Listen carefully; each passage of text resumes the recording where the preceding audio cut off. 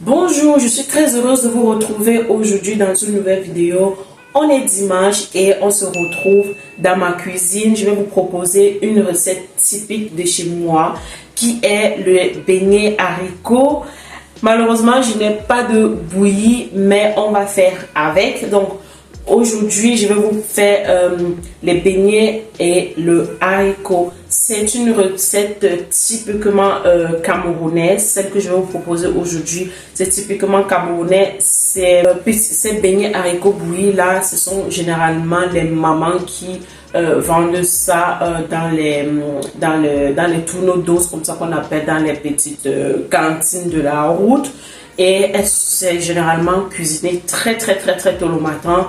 Pour avoir eu une personne proche qui faisait dans les beignets haricots, on se réveillait parfois à 4 du matin pour pétrir la pâte, faire des beignets pour que à 5h30, 6h, on soit déjà en route pour commercialiser cela. Donc, c'est vraiment un plat camerounais que je crois que la majorité des Camerounais adorent. Ce n'est pas dit tous les Camerounais adorent et voilà quoi. Donc aujourd'hui je vais donc vous proposer cette recette là. On va commencer ici par les beignets. Je n'ai pas le haricot de chez moi, malheureusement je l'ai fini, mais sachez que le haricot camerounais est le meilleur haricot au monde. Ça, je ne discute vraiment avec personne, c'est vraiment le meilleur haricot au monde. Mais malheureusement, ce que j'avais, je ne l'ai plus du tout. Donc, on va faire avec le haricot dans les boîtes de conserve, comme vous pouvez le voir là. J'ai pris le haricot dans les boîtes de conserve. On va faire avec, ce n'est pas le même goût. Enfin, ce n'est pas la même chose, mais on va faire en sorte que le goût y soit. Et voilà, pour commencer, on va pétrir la pâte. On va pétrir la pâte des beignets tout simplement parce qu'il faut la laisser gonfler. Il faut la laisser gonfler, doubler de volume pour ainsi dire. Il faut la laisser doubler de volume et on va commencer par faire ça. Et après, on va enchaîner avec le haricot directement pour que après que quand le haricot sera prêt, la seule chose qui va nous rester à faire, ce sera que les beignets.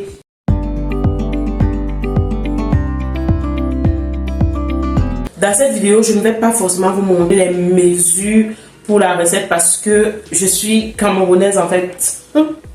Parce que je suis camerounaise en fait et je peux dire que j'ai ça dans le sang. J'ai ça dans le sang. Je ne mesure pas, je fais tout à l'œil et je réussis à m'en sortir très bien. Donc, on va commencer tout de suite par la recette des beignets. Mais avant de commencer, on va d'abord laver nos mains. Commencer par laver mes mains et on va passer à la recette. On y va tout de suite. Ils sont lavés et on va passer directement à la recette.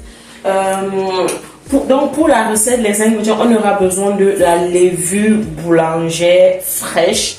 J'ai pris celle fraîche en cubes comme ceci que je vous montre.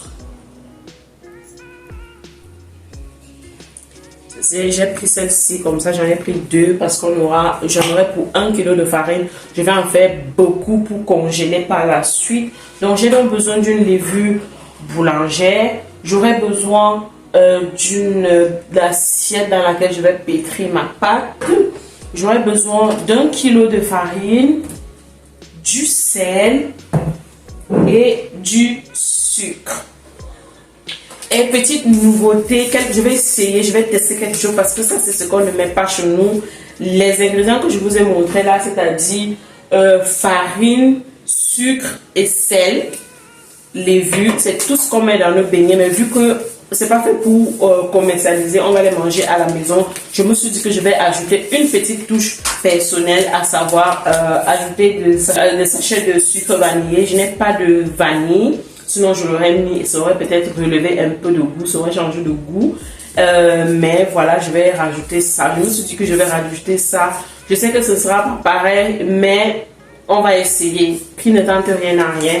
Donc, on va commencer par la recette tout de suite. J'ai oublié de vous montrer là, j'ai également fait chauffer de l'eau. J'ai fait chauffer 1 litre d'eau dans lequel je vais ajouter 700 ml d'eau fraîche pour que ça essaye de diluer, pour que ça rende l'eau tiède, pour que l'eau ne soit pas chaude. Donc, pour commencer, on va délayer la levure. On va délayer la levure dans de l'eau chaude.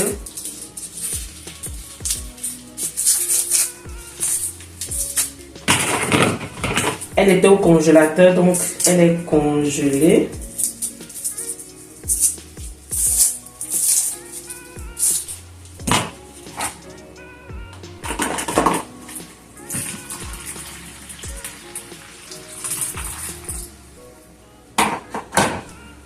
Je vais la réserver de côté.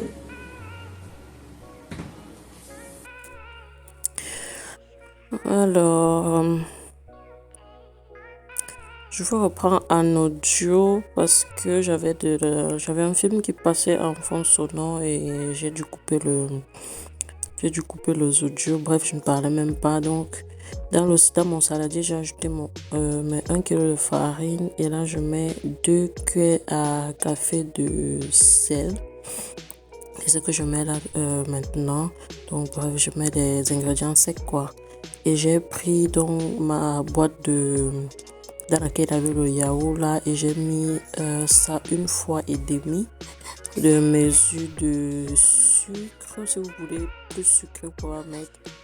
Si vous voulez, vous pouvez en mettre plus, mais pour moi c'était suffisant.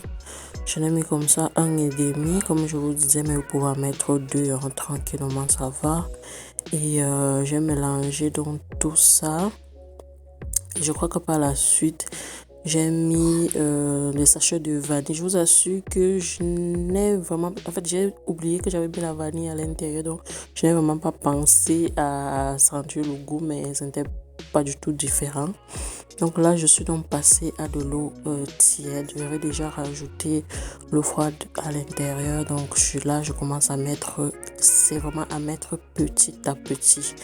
Et quand j'ai vu que dans la pâte, la farine, il y avait déjà assez d'eau, j'ai rajouté la levure. Et voilà comment votre farine doit être. Et là, vous commencez à battre, vous commencez à taper vraiment pour que la pâte tire vraiment beaucoup. Donc vous tapez comme ça là jusqu'à ce que vous voyez. Regardez un peu ma consistance de pâte. Lorsque vous faites comme ça doit former une boule, ça ne doit pas descendre. Et là je suis passée, j'ai fait chauffer de l'huile. Voilà le résultat après je crois 30 minutes de repos. Voilà comment ça a donné. Et donc j'ai fait descendre la pâte en appuyant sur le milieu. Bref, regardez comment je vous montre là. Et voilà c'est toute la pâte là. Vous voyez comment c'est assez la pâte est lourde et elle tire. Et là j'ai commencé la friture. Donc je vous montre la technique. J'avais mon bol d'eau à côté dans lequel je mettais de l'eau pour que la pâte ne colle pas trop sur mes mains. Vous voyez comment ma pâte tire. Et là quand je fais frire dans l'huile, j'ouvre mon pouce et mon index. J'ouvre un peu pour laisser passer un peu de pâte. Regardez bien le processus. Et après vous voyez, pour couper la pâte, je dois juste fermer mon pouce et mon index. Et pour avoir la forme de la pâte, je dois ouvrir, comme vous pouvez le voir en image. Et puis pour former la pâte, j'appuie entre mes 2 doigts et ça fait le travail. Donc voilà un peu ce que ça donne. Le résultat était juste incroyable. J'ai fait frire comme ça tout ce que ça donne. Et voilà ce que ça a donné. C'était vraiment très très beau, c'était magnifique et on s'est bien régalé. Le reste j'ai mis au congélateur. N'hésitez pas à vous abonner pour des prochaines recettes. Regardez comment ça donne à l'intérieur. C'était vraiment très très très très bon. Je vous mets la recette en bas d'infos. Bisous et à la prochaine.